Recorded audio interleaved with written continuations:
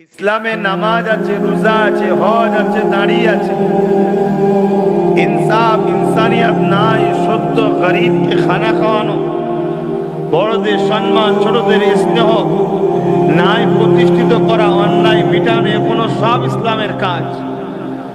সন্ত্রাস মুক্ত সমাজ করা, জুলুম মুক্ত সমাজ করা, নেশা মুক্ত সমাজ করা, দুর্নীতি মুক্ত সমাজ করা, এগুলো সব কিন্তু ইসলামেরই কাজ। ঠিক তেমনি দরুদ পড়া, এটাও কিন্তু ইসলামের একটা কাজ। প্রত্যেকটা মুসলমান যারা ইসলামের অনুসারী তাদেরকে দরুদ পড়তেই হবে।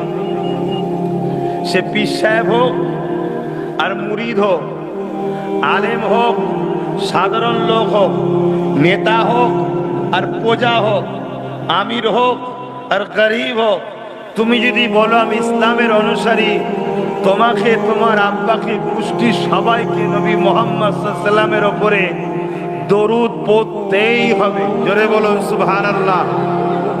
আর যদি না পড়ো, তুমি মুসলমান দাবি করতে পারো, তোমার নামের আগে আরেকটা ওয়ার্ড বসবে, যেটা হলো মুনাফিক।